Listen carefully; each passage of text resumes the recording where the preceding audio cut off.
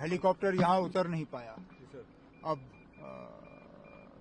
पहलगाम के उस हादसे के बाद मुझे अब मौका मिला कि मैं यहाँ आऊँ। एक तो मैं खुद यहाँ के हालात देखना चाहता था, दूसरा मैं यहाँ के लोगों को ये भरोसा और ये यकीन दिलाना चाहता था कि उनके इस मुश्किल दौर में हम उनके साथ हैं। यहाँ पे सबसे बड़ी इनकी डिमांड है कि इनको दूसरी जगह बसाया जाए।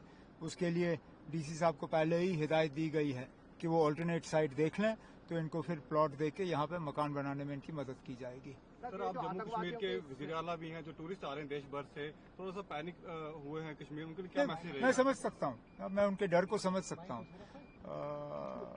मैं अपनी जगह मैं मतलब जो लोग छुट्टी करने के लिए आते हैं उनको इस तरह का टेंशन नहीं चाहिए, लेकिन मैं उनको यही कहना चाहता हूँ कि अगर इन हालात में उन्होंने कश्मीर को ऐसे छोड़ दिया तो कहीं हमारे जो दुश्मन हैं उनकी जीत तो नहीं होगी, क्योंकि जाहिर सी बात है कि अगर टूरिस्ट को निशाना बनाया गया तो उनका मकसद ही ये था कि कहीं कश्मीर से जो है सारे टूरिस्ट निकल जाने चाहिए। लेकिन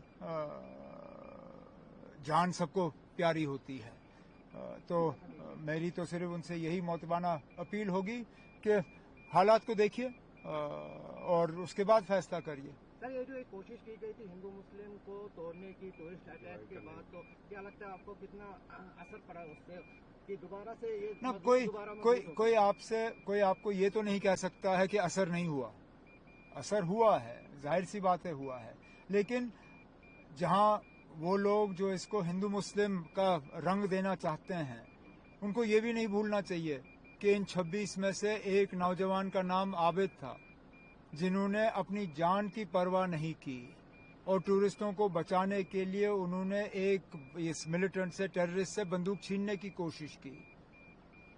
तो जो लोग इसको हिंदू मुस्लिम का रंग देना चाहते हैं या जो लोग ये कहने की कोशिश कर रहे हैं कि कश्मीरी जो है वो मिलिटेंसी का साथ देते हैं, उनको ये देखना चाहिए किस तरह आबिद ने अपनी जान की परवाह नहीं की और किस तरह जम्मू कश्मीर के लोग बिना मजहब मिलत इस चीज की निंदा करने के लिए बाहर निकले। सर, इंडियन गवर्नमेंट कहती है कि हम पाकिस्तान में एक भी पानी का बूंद जाने नहीं देंगे, तो उस पर आप क्या कहेंगे?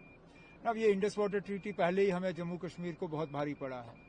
अब अगर इससे जम्मू कश्मीर का फायदा होगा, जम्मू कश्मीर की बेहतरी होगी, तो मैं सबसे पहले वो हूँगा जो कहेगा कि अच्छी बात है।